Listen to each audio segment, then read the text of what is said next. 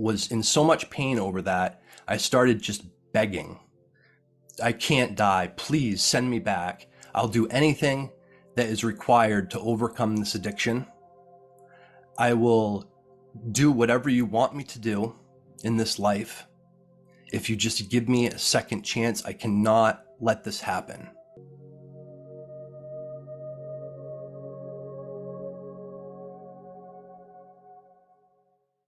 So my name is Brandon Densmore, and I live in Union, Maine. And in 2014, I had a near-death experience. I kind of need to explain the backstory a little bit so you can get a sense of what this happened in this near-death experience. But before I get into the backstory, what happened was I overdosed from heroin. When I was 8 years old, I was sexually molested, and that kind of really affected my self-esteem and my self-concept, who I believed I was. And after I was sexually molested at 8 years old, I went to school and didn't get along with the students, was made fun of a lot, which further eroded my self-esteem. So what happened was I dropped out of school in the 9th grade, worked a couple jobs, and then I had my first near-death experience at age 21. I was in a fist fight and kicked in the head 3 times with steel-toed boots. So I was in a fist fight. I didn't realize it at the time, but the guy was a 3rd-degree black belt, and he really kicked my head. I went to the doctor the next day, and he said that if there had been 3 more pounds of pressure behind that kick, I would have been dead. What happened in that near-death experience when I was 21 years old was complete blackout, nothingness. Like, it's hard to describe nothingness because we don't really experience it in our lives, but it was just the absence of everything. And after that first near-death experience, I started really questioning my identity. Who am I? Where am I going? What's the meaning of life?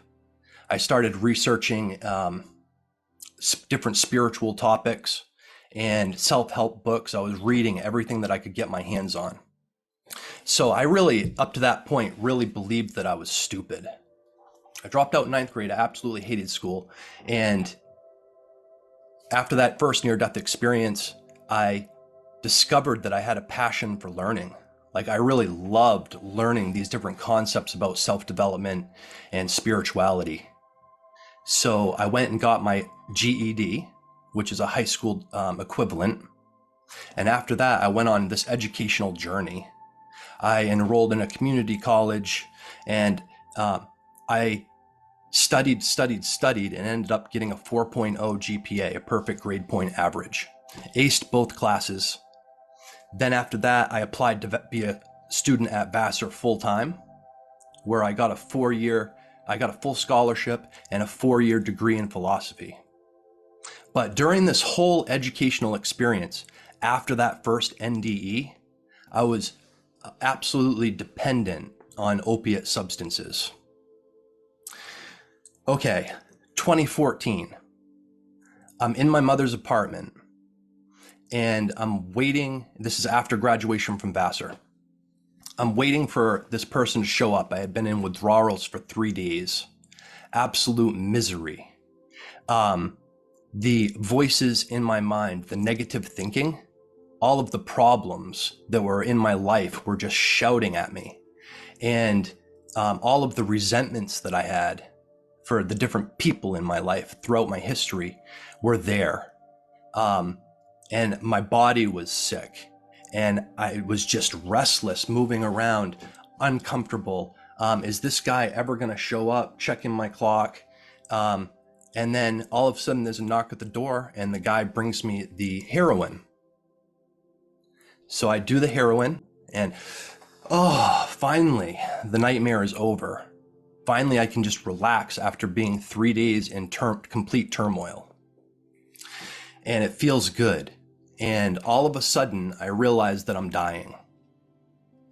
And then I'm standing beside myself, looking at my body, and wondering, what was the point of my life?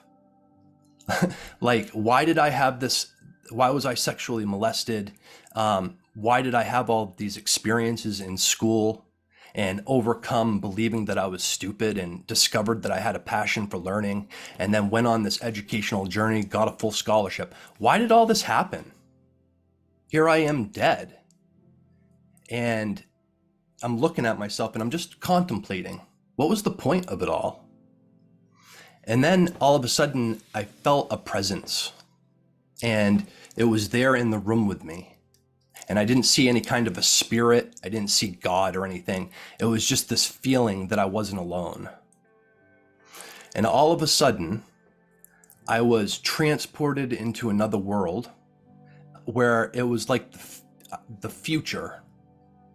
So I was shown the future that never would happen because I was dead. All of the people that I would never meet, all the difference that I would never make in these people's lives, the woman that I would never marry, the son that I would never have, like all of this stuff. And then I was shown all of the people that were affected by my death, and the family members, the friends, the memorial, all of that, the crying, the weeping. And then I was shown this image, and it's burned in my mind and I'll never forget it. My mother coming into her apartment, finding my dead body on her couch with pus running out of my mouth. And she was screaming, "My baby, my baby, my baby, no, God, no."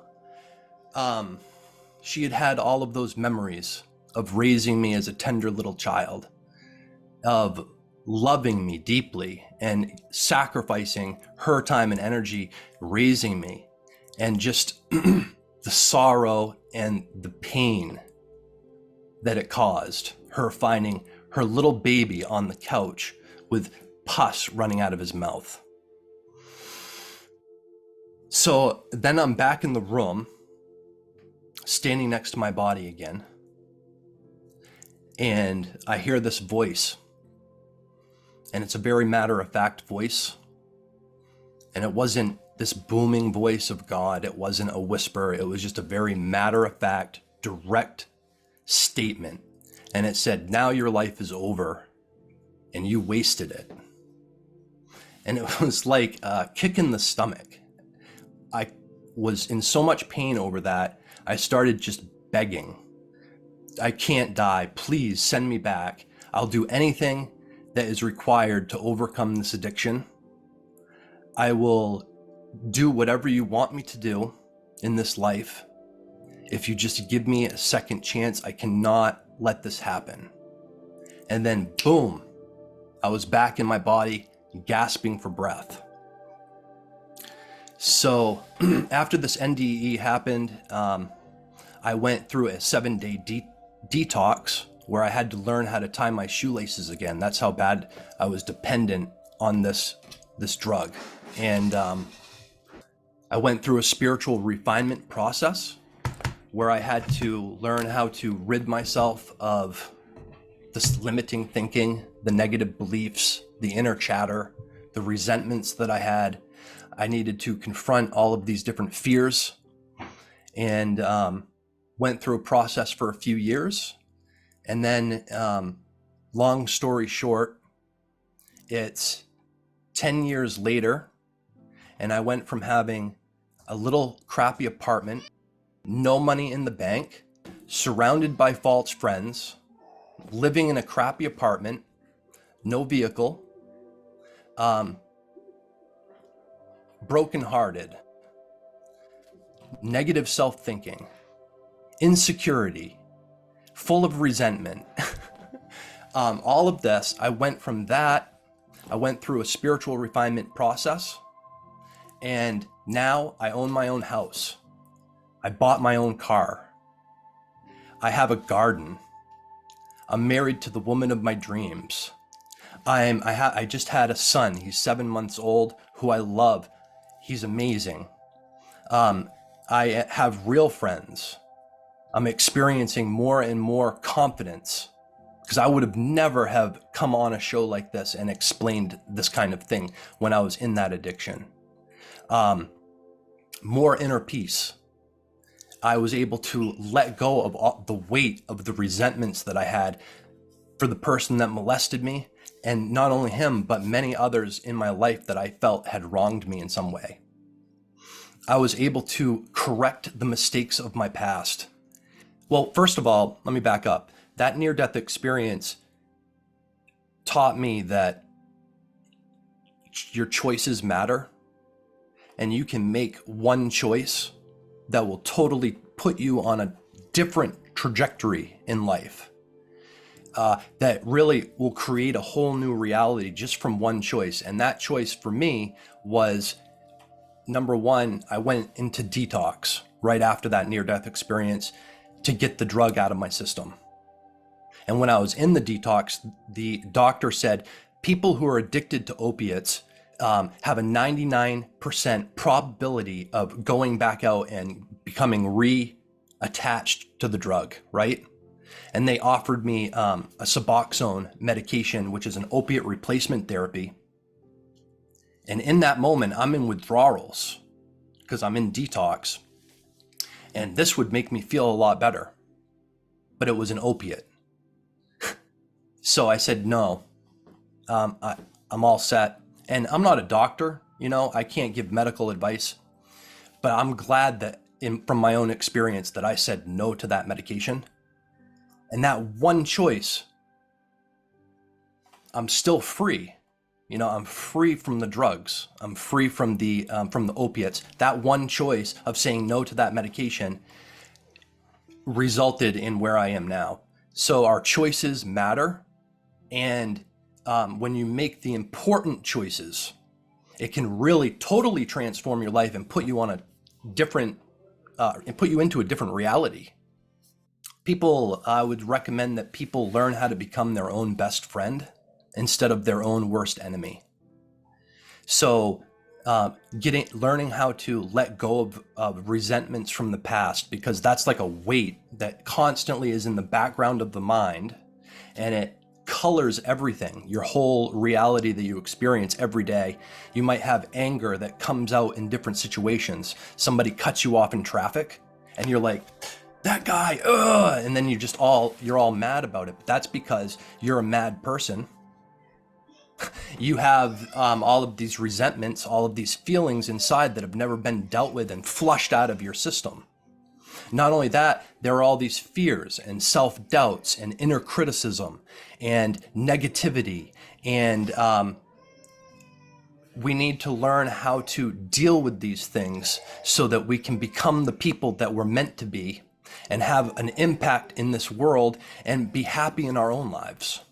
I'm a certified spiritual coach and a business consultant, and I work with heart-centered spiritual people.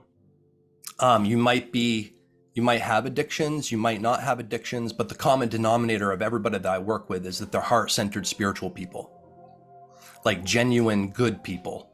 And I help people overcome limiting thinking, inner negativity, that sort of thing. But on the other side, I'm a business consultant.